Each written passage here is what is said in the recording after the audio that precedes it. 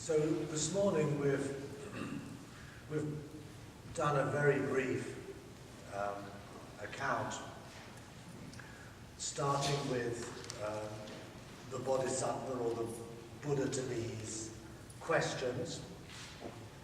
What is the delight? What is the tragedy? What is the emancipation of life? We've then looked at this passage, which arguably is one of the earliest, if not the earliest, account of the awakening itself, which is described as a shift in perspective from attachment to a place to seeing one's ground. And now I'd like to continue with how the Buddha resolved the question of what next. It's, I think, fairly clear that he must have undergone some kind of transformative experience in a very deep way. Whether this occurred, as tradition would have it, on a full moon night in May beneath a tree in Uruvela, or Bodh Gaya, and kapow, suddenly everything became luminously clear, and all he had to then do was just open his mouth and the Dharma would come pouring out. As you can probably sense, I treat that with a certain degree of skepticism. I think it more likely that his awakening was the result of many years of reflection, discussion, meditation, and probably these ideas evolved in the course of that period. But at the same time, as is the case in other fields as well, there were probably key moments in which something shifted, something clicked, and he came to see the world differently. He came to see how other possibilities of living here could happen. I'm not going to go into all of the details and the different versions of how his teaching career began, but I think it's fair to say that at a certain point, he had to translate what was perhaps his own deep intuition and insight into a teaching that could offer people a way of life. So it's all very well to say that we need to somehow be less obsessed with our place and need perhaps to live more immediately from our ground. But that gives rise to a very difficult methodological problem. Namely, how do you do that? It sounds like a nice idea. Perhaps we all think, oh yes, I think it sounds better to live from one's ground than to be obsessed with one's place. How do you do it? What do you do? You can't just say, okay, from now on, we'll count to 3. At 3, we're going to change. It doesn't work like that. Some of the classical texts quite explicitly say that this gave rise in him to a struggle, to a reluctance to teach. Other texts suggest that it may have been a more natural, organic process, that he saw that as just his responsibility to others. But let's not get bogged down in that argument. All traditions in Buddhism recognize that his first teaching, wherever it occurred, was about what we now know as the Four Noble Truths.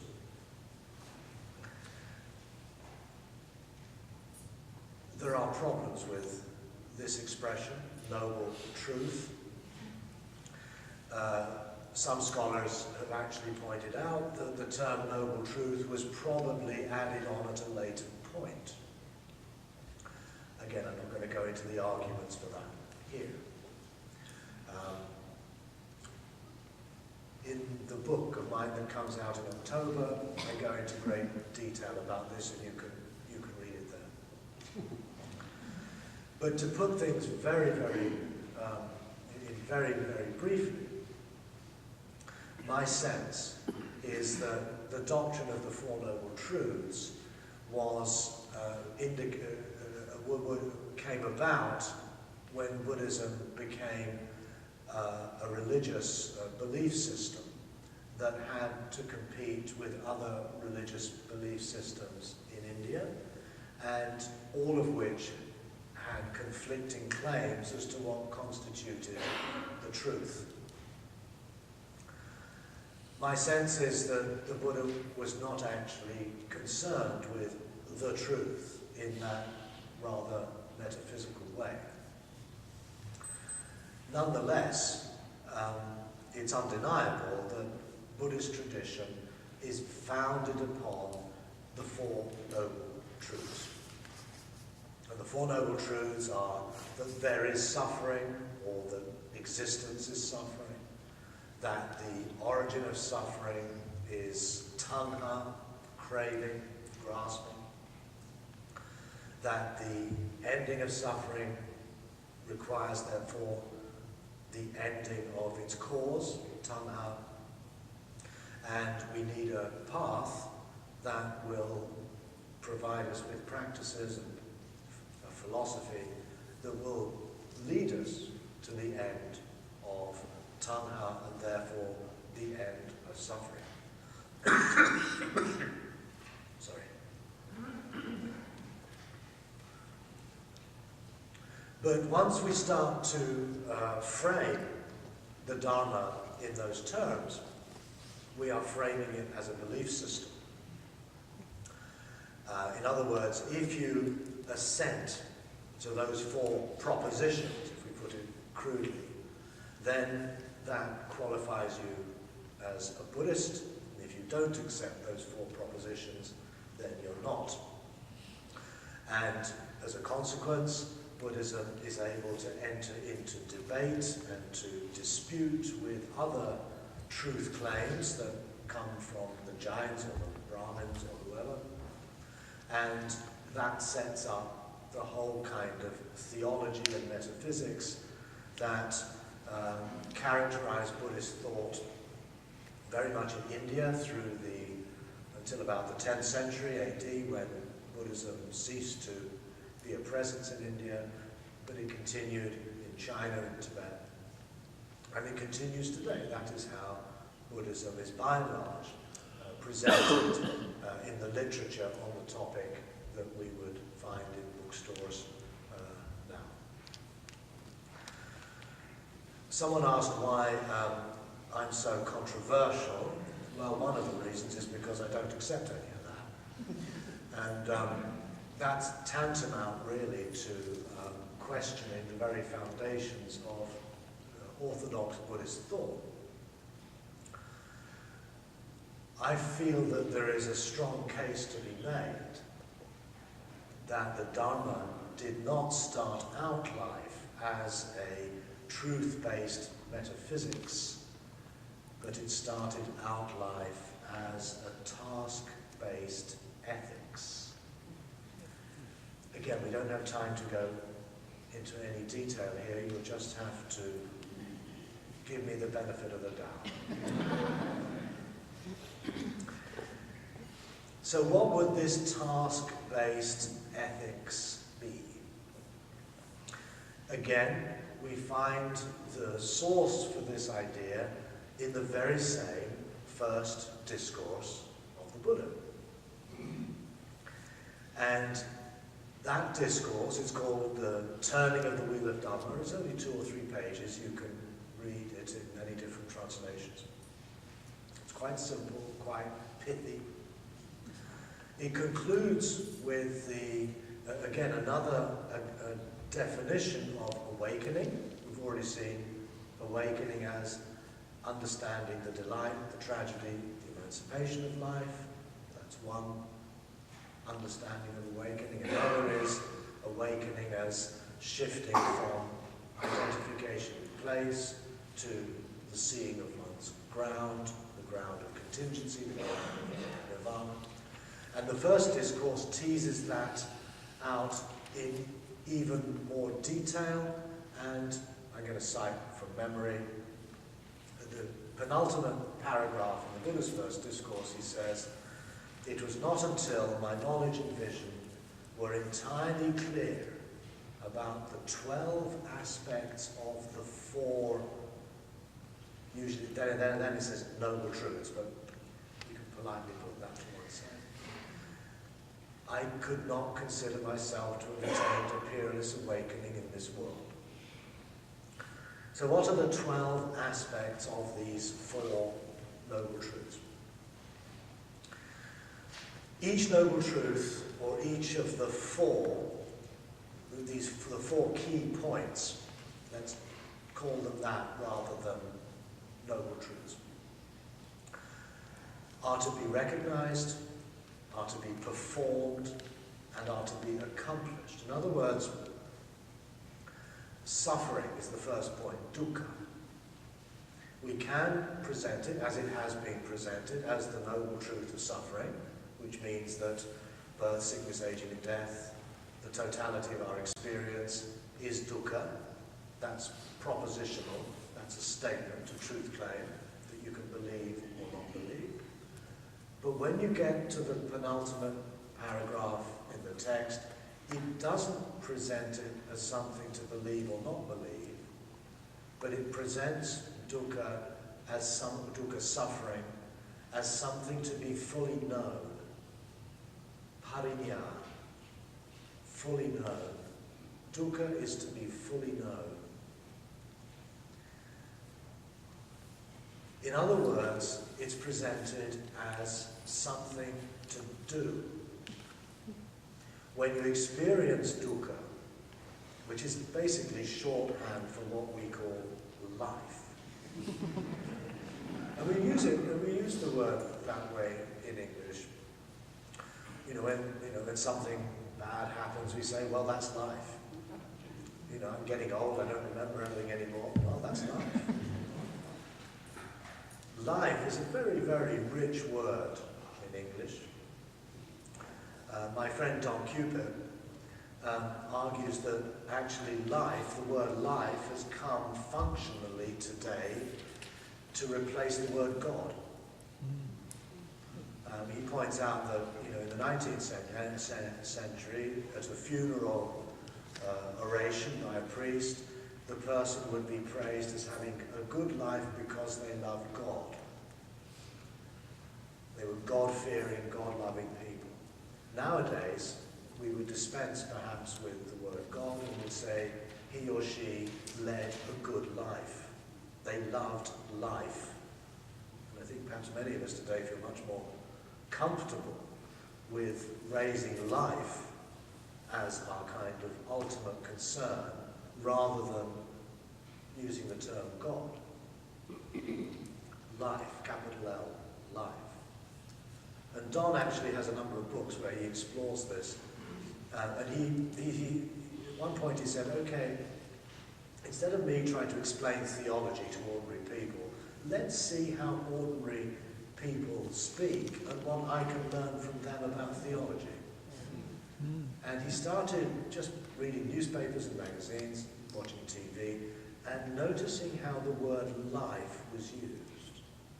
And more he became convinced that life has now substituted for many, many people what in earlier times would have been referred to as God. So dukkha, although it literally means something like suffering, I feel in many ways is again more usefully thought of as shorthand for life. And life is tragic. Life is joyful. Life affords us the possibility of transformation, growth, flourishing, and change. And so when I read that first passage out this morning, the delight of life, the tragedy of life, in fact, I was cheating somewhat. If you read the Pali text, it says, what is the delight of the eye, what is the delight of the ear, what is the delight of the nose, what is the delight of the mouth, what is the delight of the body, what is the delight of sights, what is the delight of sounds. Well, by that time you kind of think I'm boring. It's characteristic of so many of these Buddhist texts that there's such relentless repetition that you often give up before you get to the end of the discourse. But basically, what we eyes, ears, nose, tongue, mouth, body, mind, sight, sound, smells, taste, touches, ideas, and the consciousness that emerges out of the interaction between the two, that is what we call, in very simple English, life. The Buddha he doesn't use a word we could literally translate as life, but he does describe this as sama, which means everything, or the all. There's a text called the Sama Sutta, the discourse on everything. What is everything? It's the eyes, the ears, the nose. It's life.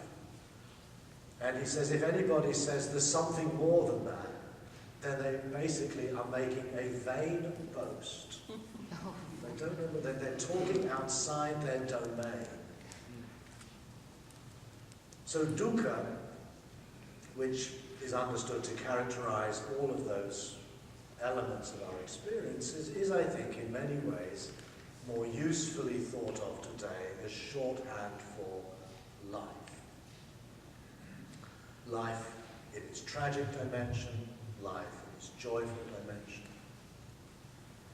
And the practice, therefore, when we think of the Four Noble Truths as a sequence of tasks rather than truths, the task is to fully know life. The word pariññā in Pali, ñā is the word to know, and pari means around. So it means to practice in such a way that whatever experience is present to you at any given time, the first task is to embrace it, is to say yes, is to fully comprehend what's going on as fully as one can. The second noble truth, rather than being craving is the origin of suffering, in other words, basically a metaphysical dogma that explains how life comes about, we can now think of as a task to let go of craving. That's what the Buddha says, that craving is to be let go of. I'll explain more about this as we continue. You've probably noticed I've used the word reactivity. Just as dukkha, we might better understand today as life, craving, I think, is more usefully understood as reactivity. What flares up when we encounter life. What flares up instinctively, those reactions, are to be let go of. The third task is, rather than the third truth, which is that the ending of craving is the ending of suffering, becomes behold the stopping of reactivity. So when reactivity dies down, when it stops, when there are moments when you're non-reactive, the task is to behold that. The word literally is sachikaroti in Pali. To see with your own eyes, to affirm it, to valorize those moments in your life when you are no longer determined or under the grip of your reactivity. And that's nirvana. Instead of the fourth noble truth, the noble eightfold path leads to the end of suffering. We can think of this as a task in which the path, the eightfold path, the middle way, is to be cultivated, is to be brought into being, literally. So in other words, the way we see the world, think about it, the way we speak, the way we act, the way we work, the way we apply ourselves, the way we pay attention, the way we focus. These are all practices. These are all bhavana, things to cultivate. And curiously, we find that bhavana is often translated simply as meditation, rather than the cultivation of a whole range of human activities. The Eightfold Path is shorthand for what it means to be a practicing human. Seeing, thinking, speaking, acting. All are equal in being practices. And this brings us back to the point that came up last night, it came up again this morning. What do we mean by practice? Well, I think we have a very clear answer to that in this fourth task. The path is to be practiced, and the path is eightfold, and each element of it is a practice. Whether or not it leads to the end of suffering is in a sense irrelevant. I hope it does, but given the fact that suffering is built into our organisms through aging and death and sickness, I think that's a little bit optimistic. So we have, therefore, a way of rereading this core Buddhist doctrine of the Four Noble Truths as a sequence of interrelated tasks which constitute what we understand as the practice. And this is effectively an ethics. Now, I'm using the word ethics not as a synonym for morality. I'm using the word ethics as it's used in Greek thought, which is really a way of articulating what it means to lead a good and flourishing life. That is an ethical life, a life that seeks to, through practice, to free oneself from the inertia of habits and routines and fixed ideas, and to open up the possibility of responding creatively, imaginatively, empathetically, wisely to life as it presents itself to us in each moment, and thereby to realize our what we posit as the good. And in Buddhism that would be wisdom, compassion, tolerance, and so forth and so on.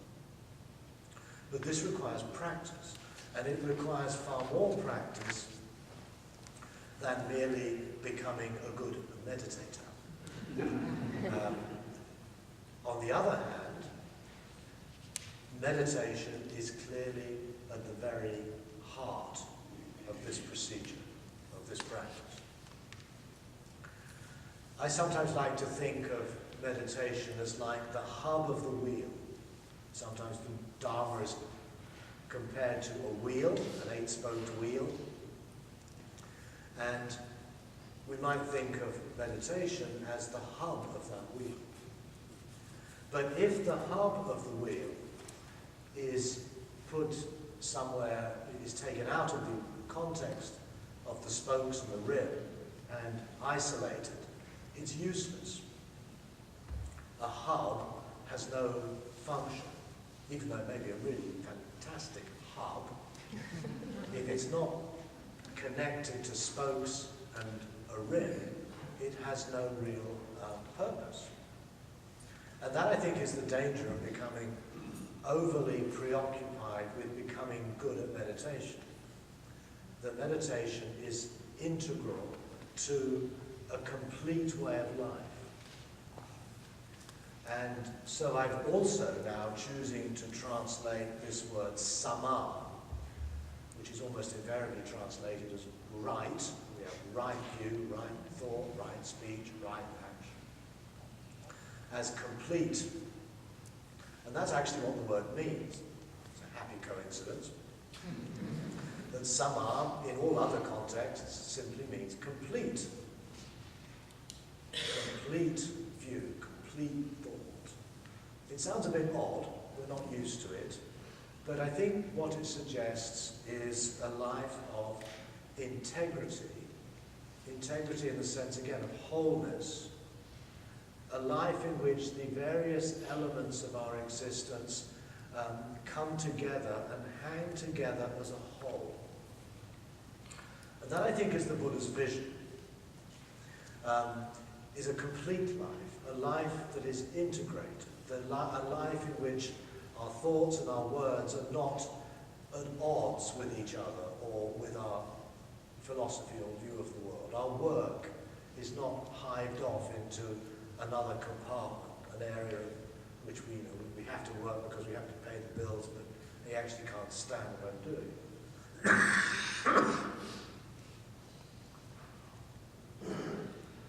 The implications, I think, are considerable in terms of how we understand practice.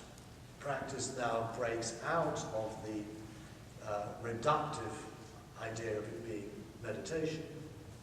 Practice begins to be part of all aspects of our humanity. But I'm running ahead of myself. How are these four tasks somehow connected? Let me just run through them again. The first task is to embrace dukkha, suffering, or life. The second task is to let go of the reactivity that arises when we encounter the world, ourselves. The third task is to behold the ending or the stopping of reactivity. And the fourth task is to cultivate a path, a way of life. Now, how does this connect to the idea of the ground? The Buddha spoke of the ground that he saw in his awakening as twofold. On the one hand, the opening of his heart and mind to the conditional, contingent, lawful nature of experience of the world. And then the second part is the letting go of reactivity that constitutes the experience of nirvana. Now, what I think the fourfold task is doing, and this I feel is why it was his first teaching, or supposedly his first teaching, is that it teases out the principle of conditionality or contingent arising into a way of life or a practice. And at the heart of that practice, one might even say as its fulcrum, as its hinge, is the experience of nirvana. So in other words, fully embracing life is the precondition that gives rise to the letting go of reactivity. The letting go of reactivity is the precondition that gives rise to beholding the stopping of reactivity. Beholding the stopping of reactivity is the precondition that allows another way of living in the world. A way that is structured according to what's called the Eightfold Path. So conditioned arising, which was a key element of his awakening, is now translated from a principle into a practice. And the second aspect, nirvana, the beholding of the ceasing of reactivity, is the hinge, or the crucial turning point from a life governed by reactivity to a life of responsiveness. Responsiveness that is unconditioned by reactivity. So let's just briefly sketch what each of these 4 tasks involves.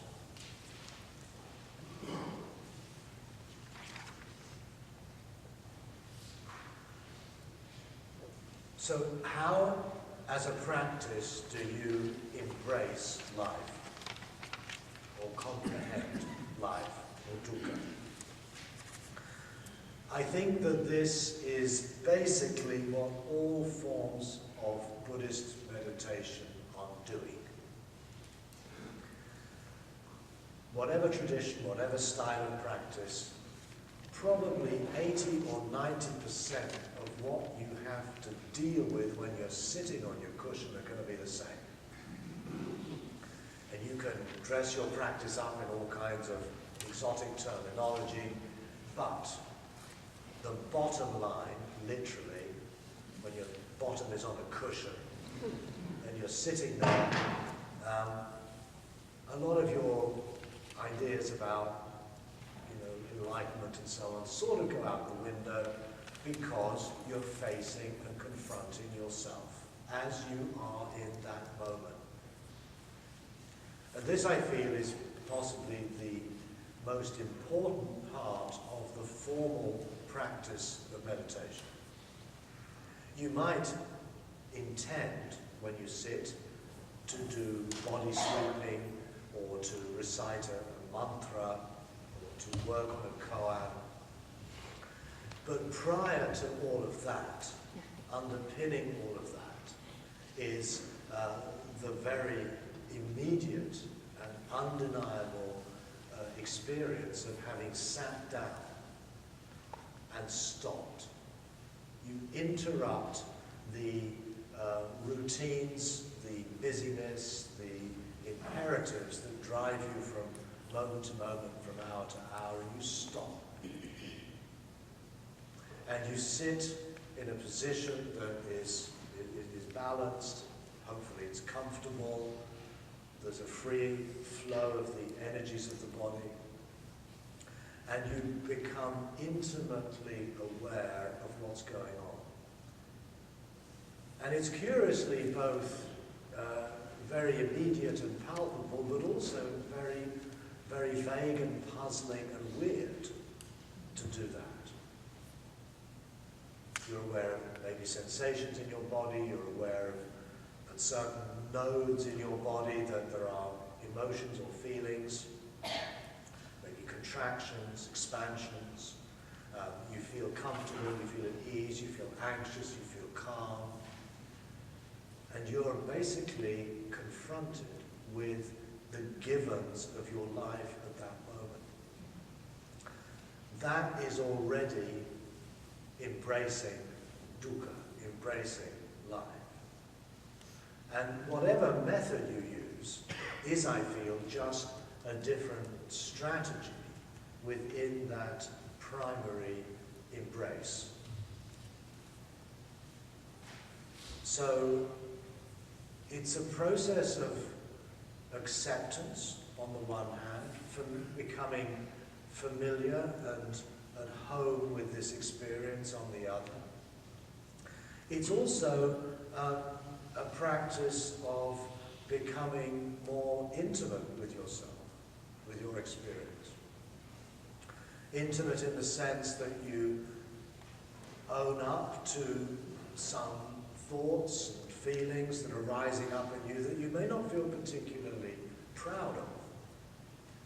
It may be fantasies of holding a grudge, on trying to get your own back against another person. It may be an erotic story that starts playing itself out. Or you might lapse into a kind of listless, drifting kind of boredom and malaise. You think, why don't, I'm a Buddhist, I have to do this. I'm going to do something else. Or else you just drift and you find yourself just free associating.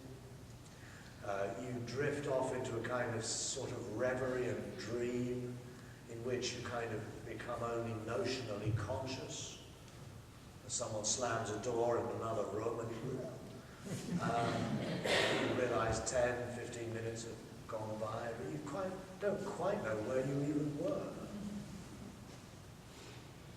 And so the practice of meditation at this sort of deep, visceral, embodied level is really a practice of coming to terms with, embracing, comprehending your life.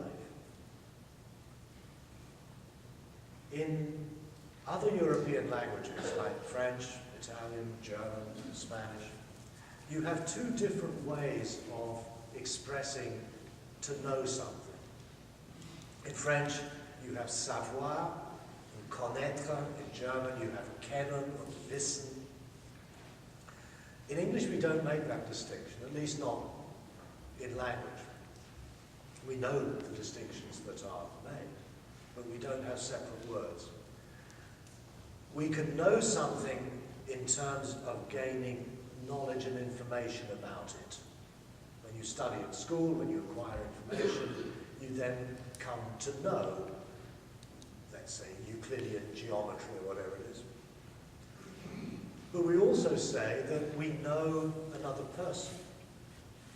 That, yes, I know John. I know John very well. But that's a different kind of knowing. It's a knowing that has to do with a certain intimacy, a certain understanding of a person that cannot be reduced to a series of factual propositions. The same, this word connaître or kennen, I'll stick to the French because that's the one I'm most at home in. Connaître is not only about knowing other people, it's also the way in which a French person would say that they know a song or a piece of music. Je connais ce chanson, not je sais ce chanson. It's the way that they would also say that, I know this village, I know this town, I know this path. Connaître, not savoir.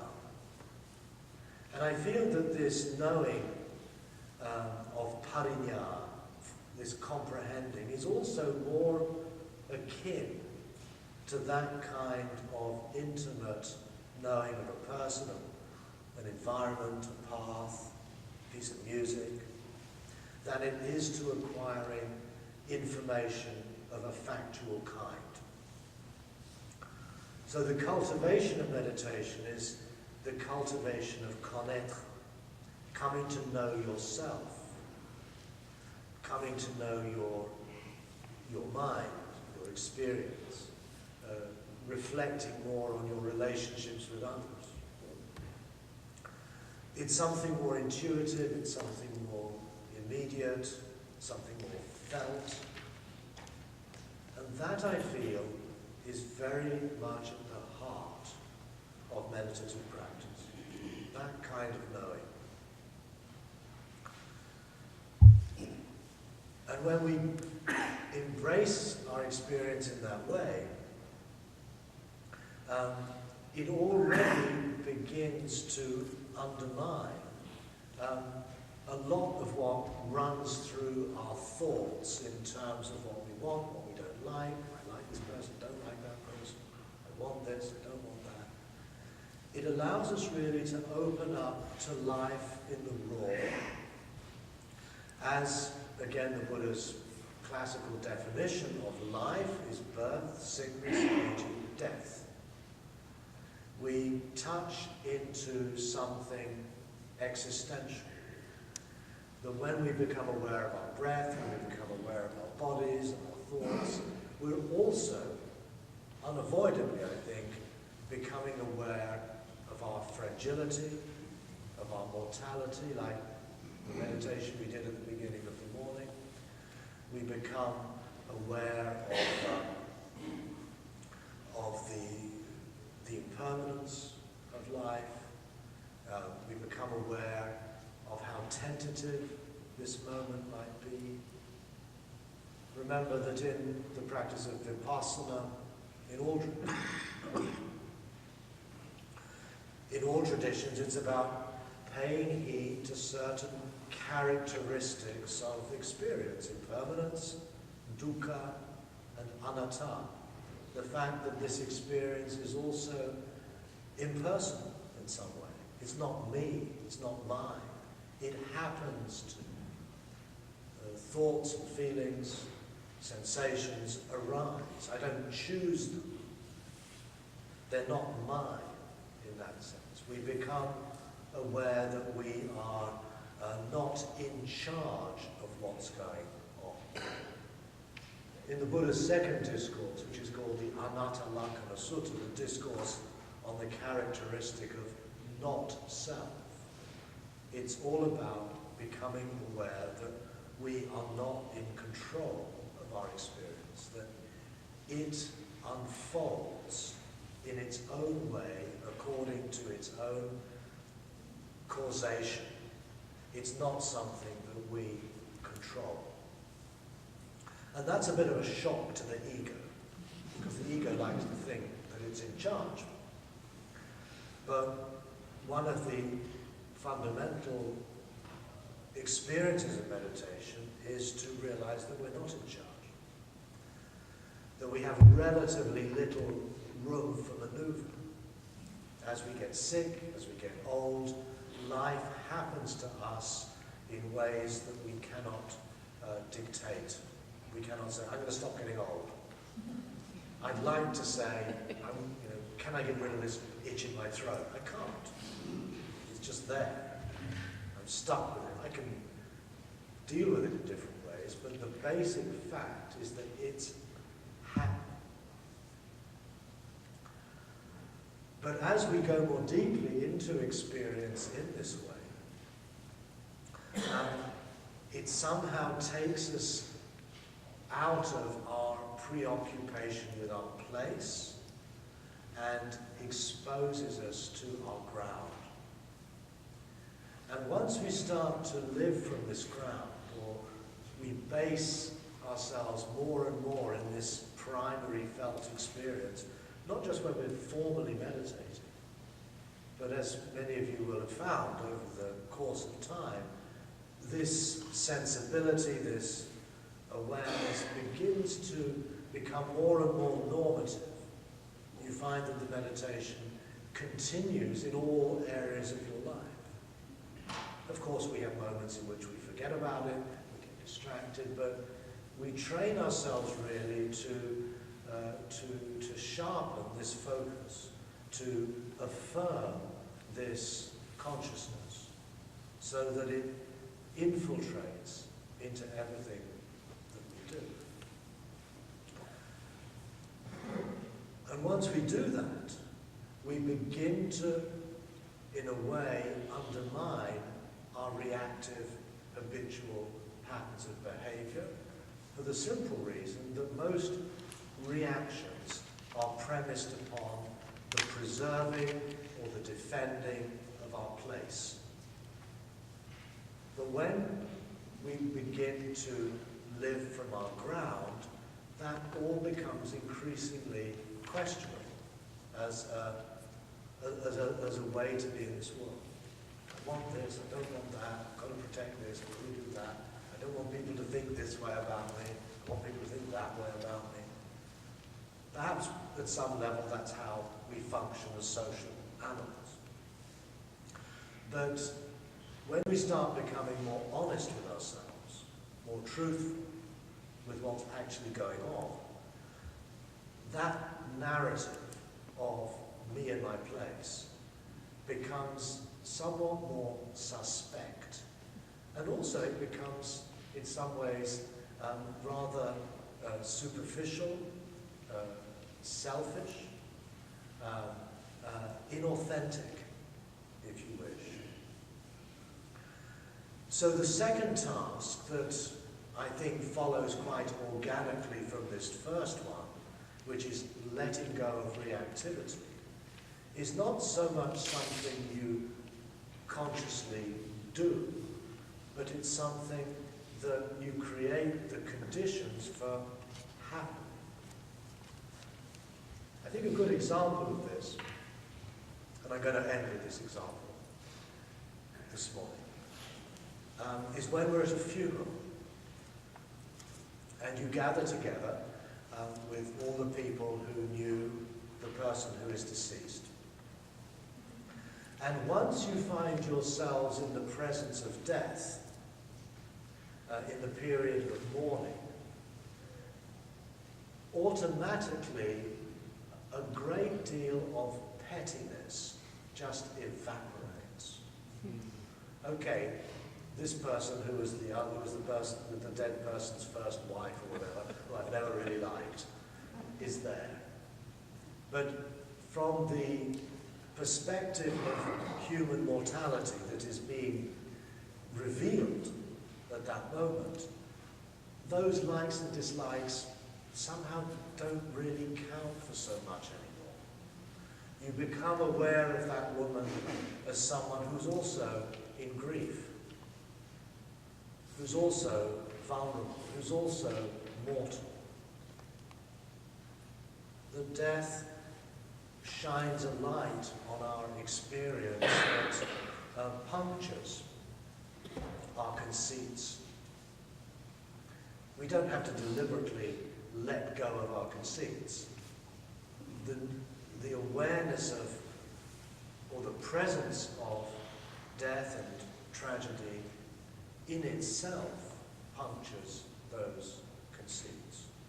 And although we may be very sad and have a great sense of loss at a funeral, I've often found that also we tap into a level of depth in our humanity that, for the most part, we either ignore or deny or simply don't access. I've found on many occasions around the death of someone close that once the period of mourning is over and we return to our everyday lives, I feel a sense of loss. I feel a certain depth of life that had been allowed, an honesty, a truthfulness, a realness, an authenticity, has now somehow been forgotten again. And so I feel that that this practice,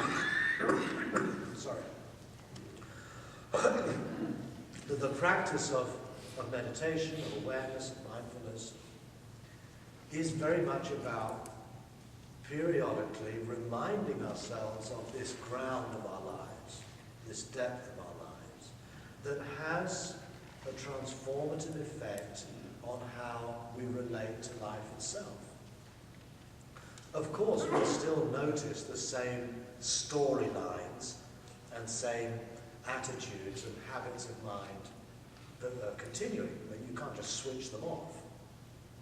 But we'll gain a certain distance from them.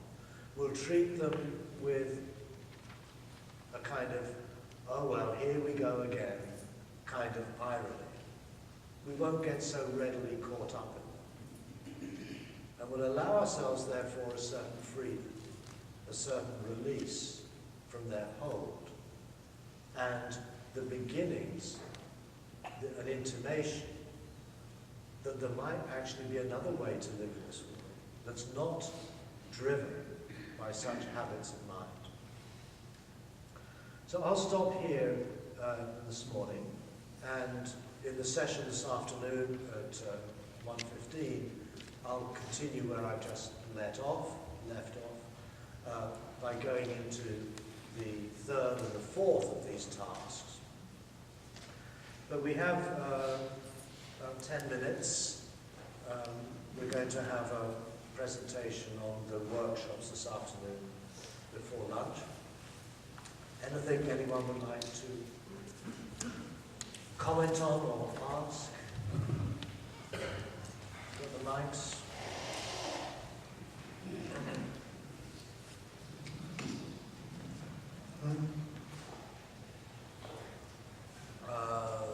This lady here, and then this the lady down there.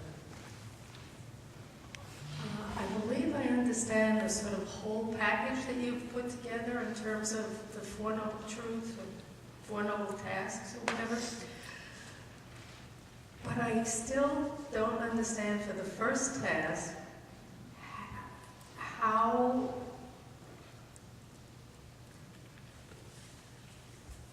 you have come to understand the existence of dukkha as being an expression of life, unless it's to mean that all aspects of life are fragile and temporary. But I think you mean something more than that. I'm going to try and find a quote, actually, that will help us.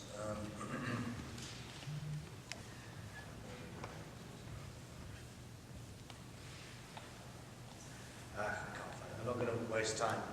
There's a very, maybe I'll look it up in the break. But there's one passage where the Buddha's having a dialogue with a fellow called Mahali, who was a layman at his time. And he basically posed the same question to the Buddha. He said, look, so what you're saying then is that life is basically dukkha, painful. And the Buddha says no. He says life is permeated with dukkha, but it's equally permeated with sukha, happiness, joy. And he then makes the rather obvious inference. He said, if life were not permeated with joy, people wouldn't become attached to it. And that's part of the problem. We get very preoccupied with isolating the good bits we like. But clearly he understands life as not exclusively dukkha or exclusively sukha. And this, I think, leads to something which is maybe a little bit more difficult to grasp. Namely, the Buddha is not an ontologist. He's not interested in what things are. And this goes back to the phrase I used earlier on. The Dharma is not a truth-based metaphysics. In other words, it's founded upon an understanding of what is the case with reality. Based upon that, we'll then do our practice. But rather, it's a task-based ethics. In other words, it's not that the nature of reality is impermanence, but rather, by paying attention to the impermanent nature of things, that could afford you a more flourishing life. In other words, it's an instruction, it's a suggestion, an injunction to start paying attention to certain features of experience that normally we tend to overlook. But it's not making an ontological claim that that is the way things are. And I think the Mahali quote, which I'll read out this afternoon, is I think, pointing very clearly to that. He's saying, no, it's not the case, Mahali, that life is suffering. He says life is also joy, equally. He says the word steeped, permeated by joy, permeated by suffering. And nonetheless, when he emphasizes dukkha, he's basically suggesting that we pay more attention to the tragic side of our existence, which we tend to block out. We tend to avoid it. When we sit in meditation, it's often not comfortable.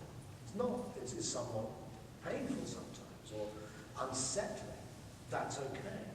We're actually allowing ourselves to open up to a dimension of our experience that we tend to ignore or find difficult to deal with. But it's not therefore saying that is the nature of life. that it's dukkha. Buddhist orthodoxies tend to try to argue that. And you've probably, if you're a Buddhist, you will have had this conversation a million times, that someone will say, well, I really respect the Buddhist tradition, the Buddha was Buddha, but I really don't get this thing about life being suffering. How do you explain it? And then you find yourself, the person will say, well, look, there's so many wonderful things in life. So much joy, so much pleasure, and so on. How can you then say that life is suffering? And the usual Buddhist riposte to that is, but those sort of joys are not real. They're not happiness B that you'll get if you practice Buddhism. And you then find yourself drawn into this justification of dukkha. And this is very similar, although opposite, to Christianity, that says that the world is created by a loving God. And you've had this conversation a million times too. How could a loving God create a world in which children die of horrible diseases in Africa? Or the Holocaust, or whatever. And then you get it, well, the theologians have spent gallons of ink trying to justify how a loving God can create a painful world. And they have a name for it, it's called theodicy. The justification of God is a whole discipline in theology. And although the word doesn't exist, I think Orthodox Buddhism has basically got a department called dukkhodacy. Justification of dukkha. And some of them are becoming increasingly suspicious that mindfulness is a covert way of smuggling Buddhism into public life. And that's a very real issue. To be quite frank, I think it is. But I'm very reluctant to admit that. Because I think... Turn the video off. Yeah, turn the video off. We'll edit that out. This is something that we discuss a great deal.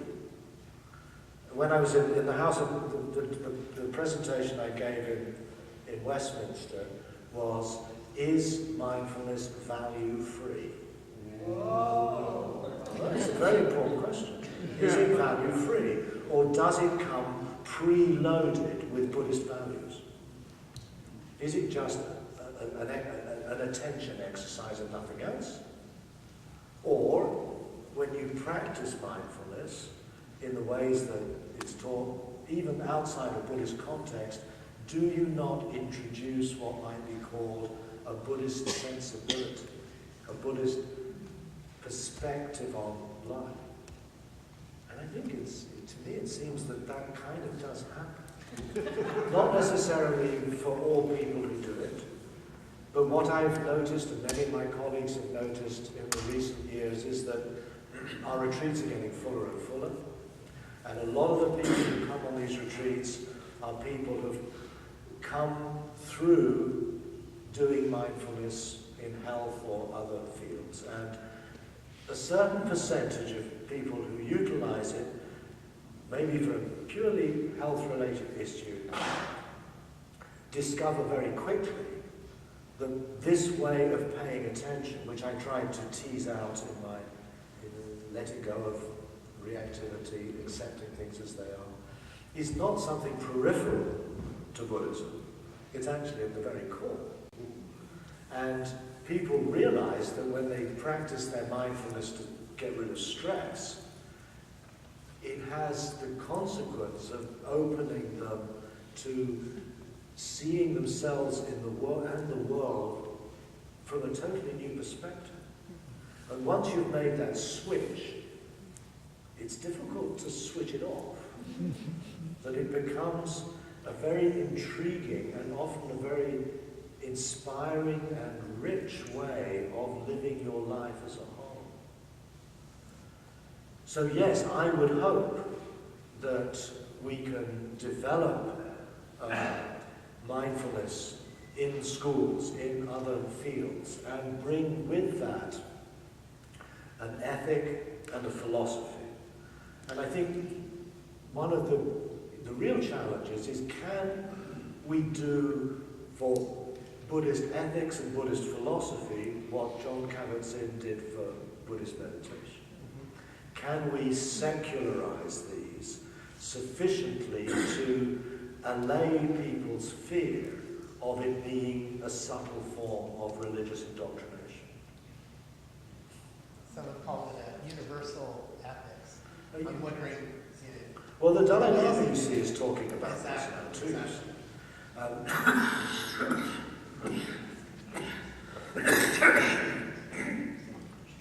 The Dalai Lama is talking in his recent book, Beyond Buddhism, Beyond Religion, I think it's called. He argues for a universal secular ethics. And I think that's a very, very, very, very positive thing. But to what extent that universal secular ethic coming from the Dalai Lama is unloaded with Buddhist assumptions.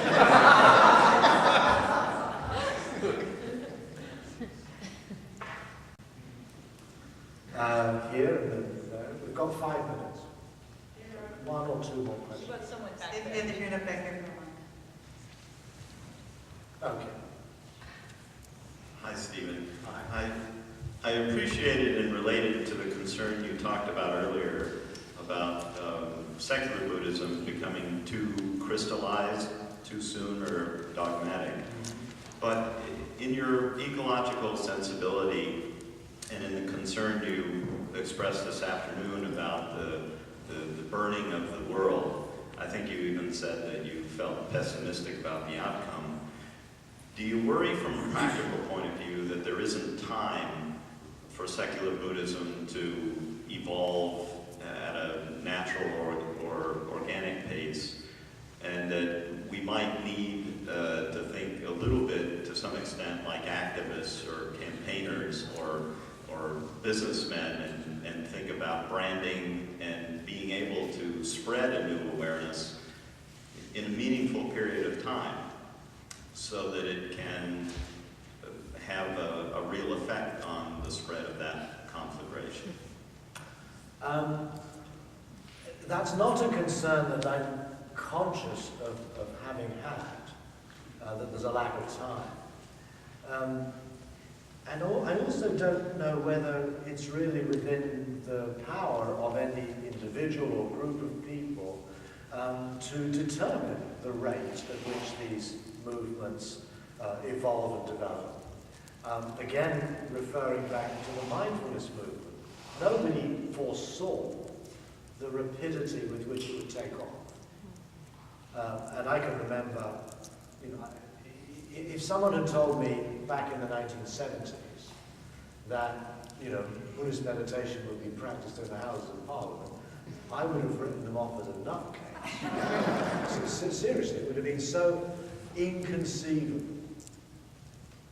And so, in other words, what I've witnessed and what many of my friends have witnessed in the last 40 years of our engagement with Buddhism is an extraordinary acceleration of interest that has, in a sense, spun way out of control of any Buddhist organization or any Buddhist group. And John Kabat-Zinn, I think, is also slightly alarmed by how he has let this genie out of the bottle and he can't get it back in again. So a secular Dharma or secular Buddhism, is it going to be just a sort of short-lived fad? Very possible. Or might it evolve into something on a much greater scale that gives a framework for activists, for people deeply concerned about this world, to give them tools and resources to work with? I don't know.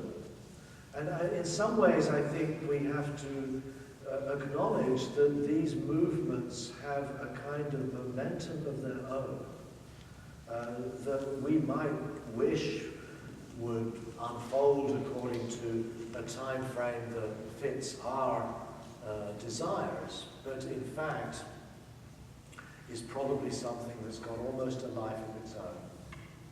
That would be my sense.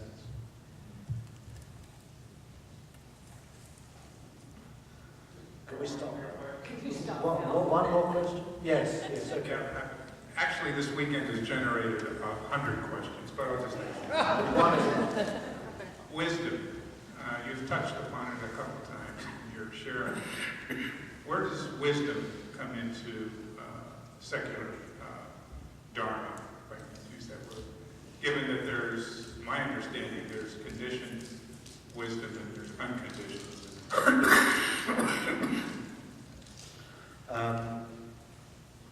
I'm not aware of unconditioned wisdom.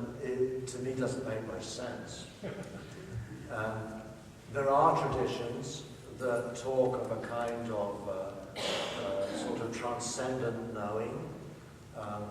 In Dzogchen, for example, you speak of Rigpa, which is a kind of unconditioned wisdom. It's a sort of pristine awareness that is prior to any conceptual or personal or conditioned understanding. There's a kind of an innate intelligence. That's an idea that is perhaps come about through Buddhism's interactions with Indian traditions, which very much speak of the Atman, or God, as a kind of divine intelligence that's innate. I don't think that's an idea that characterizes early Buddhism at all. The wisdom, and I'm even dubious about the use of the word wisdom, prajna or panya in Pali, I think would probably be better translated as something like intelligence or understanding. There's a very early tradition where which talks of three kinds of panya: intelligence, wisdom. The wisdom the intelligence that we gain from acquiring information, which is called Suttamaya Panya, the wisdom that comes from hearing or learning. Then you have Chintamaya Panya, the intelligence or the wisdom that comes from reflection and thought. And then you have Bhavanamaya Panya, the wisdom or the intelligence that comes from practice, bhavana, cultivation. All of them are clearly conditional. We have a potential for wisdom, for understanding, for insight, for intelligence, but it's not, the wisdom per se is not innate. It's something to be developed, something to be refined through education, through reasoned, critical thinking, and through embodied practice. This is how the early tradition understands how Panya is something to be cultivated. It's something to be developed. It's not something that is innate. That's at least the early tradition. And that's the way I personally find my own sense of wisdom is much more in that vein than assuming there is a kind of innate intelligence or wisdom within us already.